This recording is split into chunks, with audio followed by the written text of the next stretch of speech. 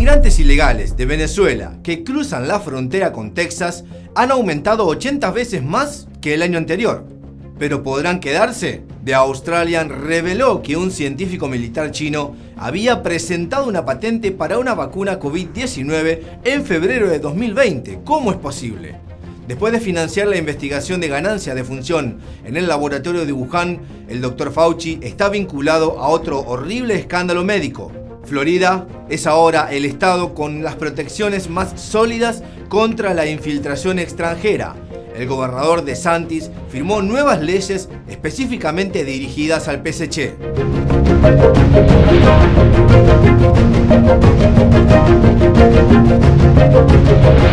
Bienvenidos a Factor Sorpresa. Cientos de inmigrantes de Venezuela cruzan diariamente el río Bravo desde México hacia los Estados Unidos. Los venezolanos tienden a llevar más pertenencias que los ilegales de otros países. Llegan a tierra poniéndose ropa seca, tirando al suelo las mojadas y se deshacen de sus zapatos dejándolos en el camino. Una vez en Texas, todos esperan a que la patrulla fronteriza los recoja. Puede llevar entre 10 minutos y más de 2 horas, ya que los agentes se ven abrumados por la gran afluencia. Después de ser transportados al centro de procesamiento, esperan ser liberados. Desde octubre del 2020, inicio del año fiscal 2021, Del Río ha detenido a casi 11.000 venezolanos y 119.000 inmigrantes ilegales de un total de 70 países. En comparación, durante todo el año fiscal 2020 fueron detenidos 135 venezolanos. El aumento inusual de migrantes de Venezuela es un resultado directo de la política de inmigración de Biden. El 8 de marzo, la administración anunció que otorgaría el estatus de protección temporal a los venezolanos que habían ingresado ilegalmente a los Estados Unidos, citando la crisis económica en su país de origen como un catalizador de la medida. Por el contrario, el expresidente Trump optó por imponer severas sanciones al régimen de Nicolás Maduro, pero se resistió a los llamados para otorgar la designación a los venezolanos. La nueva política de Biden es un gran incentivo para que los venezolanos huyan de su país. Se espera que al menos 320.000 soliciten permanecer legalmente en Estados Unidos durante un periodo de 18 meses. Por supuesto, un estatus temporal no es lo que buscan la mayoría de los inmigrantes. Lograr llegar a Estados Unidos es el primer paso, aunque probablemente el más crucial. Con una administración a favor de la inmigración, los migrantes esperan poder permanecer en el país de forma permanente. Sin embargo, el lunes la Corte Suprema asestó un golpe a los inmigrantes ilegales. El Tribunal Superior dictaminó por unanimidad que los beneficiarios de protección temporal que ingresaron ilegalmente a los Estados Unidos no tienen derecho a solicitar tarjetas de residencia. El precedente se sentó en el caso de José Santos Sánchez de El Salvador, quien llegó a Estados Unidos ilegalmente en 1997. En 2001 a Sánchez se le otorgó la protección que le permite permanecer en el país, mientras Seguridad Nacional extienda el estatus para El Salvador. En 2014 solicitó una tarjeta verde, pero se le negó debido a que ingresó ilegalmente al país por primera vez. Sánchez impugnó la decisión en un tribunal de Distrito Federal y ganó. Sin embargo, este no es el final de la historia. La Corte de Apelaciones del Tercer Circuito de Estados Unidos revocó esa decisión. El caso finalmente llegó a la Corte Suprema, donde la jueza Elena Kagan escribió en la opinión: una concesión de protección no constituye una admisión a los Estados Unidos y no elimina el efecto descalificante de una entrada ilegal. La Corte Suprema está adoptando una postura dura sobre la inmigración ilegal. El caso de Sánchez fue la tercera decisión de 9-0 sobre inmigración en las últimas 2 semanas.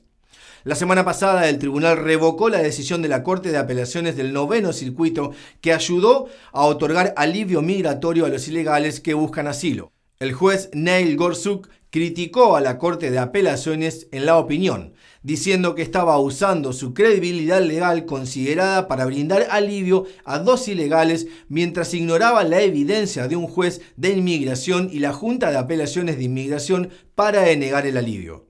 El hecho de que fueran decisiones unánimes de la Corte Suprema dice mucho sobre las ridículas que fueron las sentencias anteriores.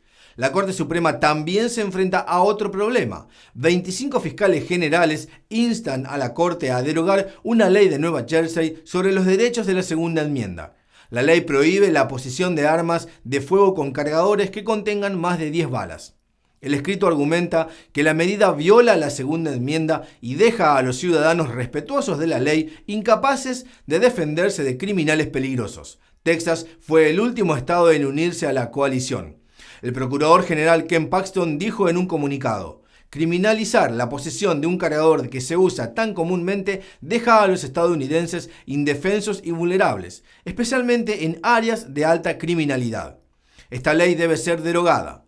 Los fiscales generales señalan que los cargadores de 11 balas y más están permitidos en 43 estados y se consideran equipo estándar para muchas pistolas de uso común diseñadas para la autodefensa, por lo que no hay nada siniestro en ellas. La administración de Biden busca endurecer las restricciones de armas e introducir medidas en todo el país para controlar la venta y el uso de armas y partes de armas de fuego como los cargadores.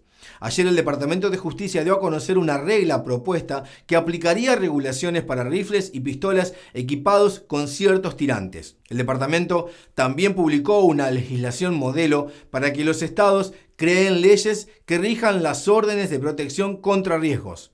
Tales órdenes se conocen como leyes de bandera roja y las personas, incluidos los miembros de la familia, pueden solicitar a un tribunal que prohíba el acceso a las armas, alegando que la posesión de un arma de fuego por parte de una persona representará un peligro para ellos mismos o para los demás. Pasemos ahora a algunas noticias sobre la economía. La administración Biden acaba de presionar al G7 para que acuerde un nuevo impuesto global. Las empresas multinacionales deberán pagar un impuesto corporativo mínimo global del 15%. Además de Estados Unidos, los países del G7 incluyen a Canadá, Francia, Alemania, Italia, Reino Unido y Japón. El 5 de junio, los ministros de finanzas del G7 concluyeron una reunión de 2 días en Londres. Además del impuesto corporativo del 15%, el G7 también aprobó propuestas para hacer que las empresas más grandes del mundo paguen impuestos en países donde operan sin sedes fiscales. Biden quiere utilizar este requisito de impuestos mínimos para financiar su ambición de infraestructura.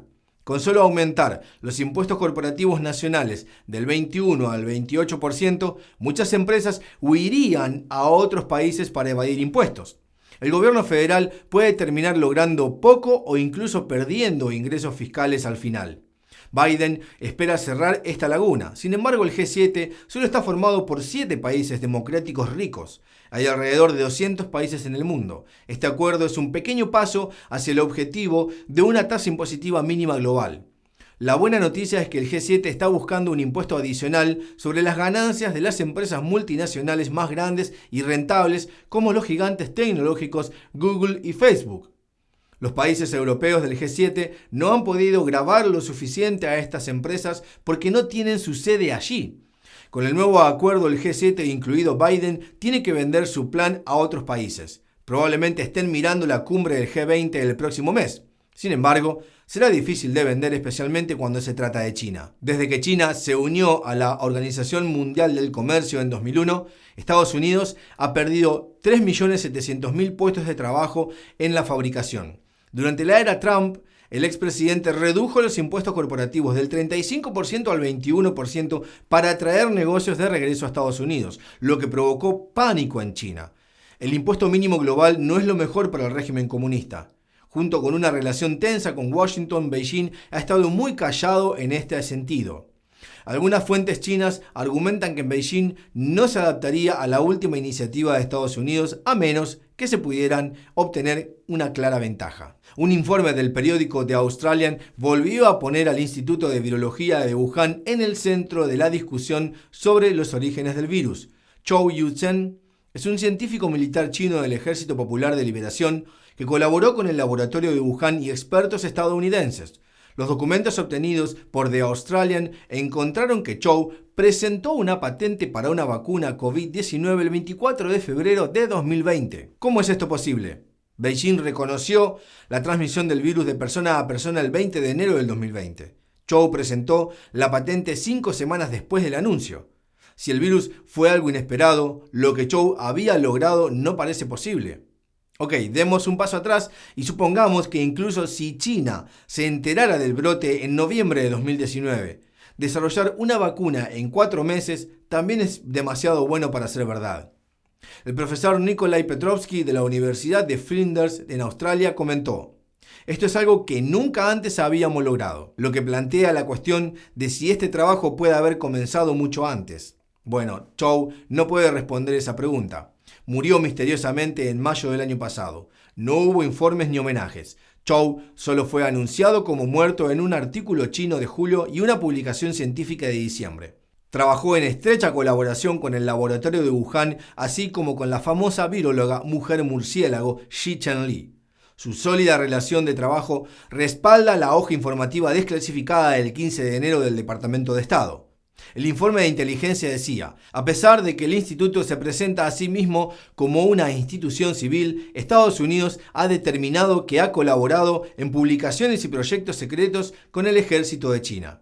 El informe también mencionó que Estados Unidos ha financiado o colaborado con algunas investigaciones en el laboratorio. Dijo que cualquier donante, incluido Estados Unidos, tiene la obligación de determinar si alguno de los fondos de investigación se desvió a proyectos militares secretos chinos. Bueno, Estados Unidos nunca debería haber financiado un laboratorio de virus controlado por el Partido Comunista Chino, en primer lugar. La honestidad y la transparencia no son preocupaciones del régimen comunista. Nunca lo ha sido.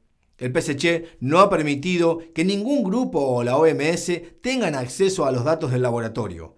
Una vez que les entregue el dinero por cualquier motivo, no tendrá control sobre cómo se utilizarán los fondos. El Dr. Fauci también lo admitió cuando el senador Ron Paul lo interrogó sobre si el departamento había financiado la investigación del coronavirus de ganancia de función en el laboratorio. Fauci dijo: no tengo ninguna explicación de lo que los chinos pueden haber hecho. Entonces, ¿por qué lo financió? Resulta que el director del Instituto Nacional de Alergias y Enfermedades Infecciosas desde hace mucho tiempo tiene una ética terrible en la investigación científica. El Dr. Fauci también está relacionado con experimentos híbridos entre humanos y animales que utilizan partes fetales abortadas. David Daleiden, fundador de la organización Pro Vida Center for Medical Progress, testificó el 4 de mayo ante el Comité de Salud de Pensilvania. Daleiden habló de los abusos de los bebés abortados que tuvieron lugar a través de extensos experimentos fetales en la Universidad de Pittsburgh, financiada por los contribuyentes. En un estudio reciente, los científicos de la universidad utilizaron bebés abortados de 5 meses e injertaron su cuero cabelludo en el lomo de ratas de laboratorio para que siguieran creciendo. Daleiden dijo: cada uno de esos cueros cabelludos representa un pequeño bebé de Pensilvania al que le hubieran crecido esos pequeños pelos en la cabeza si no hubiera sido asesinado por el aborto. Este tipo de estudio éticamente incomprensible se realizó a través de múltiples subvenciones, incluida una subvención de $430,000 de la oficina del departamento del Dr. Fauci. Daleiden explicó más sobre esto en el programa de Tucker Carlson. Daleiden también testificó que en otro estudio el Dr. George Gerlach estaba recolectando los hígados más frescos de bebés abortados de 5 meses para aislar cantidades masivas de células madres para trasplantes experimentales. Esta técnica requiere abortar vivos a los fetos tardíos mediante la inducción del trabajo de parto. El científico recibió $3 millones en fondos de los NIH. No es sorprendente que Planned Parenthood haya sido el principal proveedor de fetos abortados de la Universidad de Pittsburgh. A cambio, la universidad patrocina las operaciones de Planned Parenthood. ¿Por qué se están llevando a cabo tales experimentos? Hay muchos factores, pero solo en el experimento del cuero cabelludo del bebé, el Dr. Fauci debe rendir cuentas. El senador republicano James Lankford dijo: no deberíamos tener que aclarar por ley que la creación de híbridos entre animales y humanos es éticamente impensable, pero lamentablemente no todos mis colegas están de acuerdo. Los investigadores que intentan estos horribles experimentos, que alguna vez fueron de ciencia ficción, deberían centrarse en valorar la dignidad de la vida humana, no intentar fusionar y manipular genéticamente a seres humanos y animales. Actualmente, Students for Life está pidiendo la dimisión o el despido de Fauci. El presidente Christian Hopkins dijo: el daño del Dr. Fauci a la vida humana no comienza y termina con acusaciones sobre un laboratorio de investigación en China. Están sucediendo experimentos horribles en este momento, aquí mismo en los Estados Unidos, en la Universidad de Pittsburgh y en otros lugares. Podemos exigir acción ahora. Así que la injusticia debe parar aquí. Fauci debe dimitir. Ahora hablemos del gobernador de Florida, Ron DeSantis, quien firmó 2 leyes diseñadas para combatir la infiltración extranjera en el Estado del Sol. La nueva ley tiene un interés especial en apuntar al régimen comunista chino. Uno de los proyectos de ley apunta a cortar el acceso del PSC a instituciones académicas superiores. Prohíbe que las escuelas públicas y privadas celebren acuerdos con el régimen comunista o empresas vinculadas a él. El proyecto de ley prohíbe particularmente a los institutos Confucio de las universidades y campus universitarios. Los institutos Confucio son caballos de Troya de poder blando para la propaganda comunista. Florida cerró el último instituto Confucio en el estado en septiembre de 2019. Todavía quedan 47 instalaciones de este tipo en los Estados Unidos. Agregó que el primer proyecto de ley prohíbe los acuerdos entre entidades públicas y malos actores de cualquier fuerza maligna extranjera. El segundo proyecto de ley, la Ley de Lucha contra el Espionaje Empresarial en Florida, crea nuevos delitos penales en Florida por el robo y tráfico de secretos comerciales. Según la nueva ley, cualquier persona que robe y venda secretos comerciales para su propio beneficio enfrentará un cargo de delito grave de tercer grado con un castigo de hasta 5 años de prisión. Al promulgar los 2 proyectos de ley, Florida ahora tiene las protecciones más sólidas contra la influencia del PSC que cualquier otro estado. Ambas medidas entran en vigor el 1 de julio. Ya es suficiente, dijo DeSantis. Tenemos que empezar a luchar. Y para terminar el día de hoy, hablemos de Kamala y su notable esfuerzo por parar la crisis fronteriza. La narcisista Harris, después de regalar galletas de su cara a la prensa, el domingo pasado viajó a Guatemala para encontrarse con el presidente Alejandro Giammattei y darle seguimiento al supuesto trabajo para parar la inmigración ilegal a los Estados Unidos. Después de que el Air Force tuviera que regresar debido a algunas fallas técnicas, la vicepresidenta llegó a Guatemala el domingo por la tarde. Harris, que está retomando lo que en su momento Biden como vicepresidente de la administración Obama inició, el gran plan de entregar miles de millones de dólares a los países de Centroamérica para parar la inmigración. Recordemos que en su discurso frente a la Cámara del Congreso, Biden aseguró que este plan estaba funcionando perfectamente, pero la antigua administración lo había bloqueado. Bueno, pues Guatemala ha recibido más de 1.500 millones de dólares en ayuda. Sin embargo, esta ayuda exterior no ha servido de nada, ya que de acuerdo con el The New York Times, en estos momentos Guatemala cuenta con los índices de desnutrición y pobreza más altos en la historia. Así que seguir con el plan que Biden inició siendo vicepresidente no parece ser una solución real al problema. La política de quedarse en México de la administración Trump realmente está ayudando a terminar con la terrible situación de la inmigración ilegal. Y Biden, con su política de frontera abierta, está acabando con la nación. Pues no solo se abrieron las puertas para los centroamericanos, sino que personas de todo el mundo que puedan llegar a México podrán cruzar hacia los Estados Unidos y quedarse. Los demócratas siguen sumando a posibles simpatizantes para el futuro y le están quitando a sus ciudadanos la oportunidad de dirigir su propio país. Y bueno, no todo fue diplomacia en la llegada de Harris a Guatemala, pues un grupo de manifestantes recibió a Harris con pancartas donde había consignas como Kamala, Trump ganó o en Guatemala somos pro vida. Definitivamente, Harris ha sido objeto de burlas debido a su notable desinterés e ineficiencia en abordar la crisis fronteriza. Y eso es todo por hoy. Gracias y hasta mañana.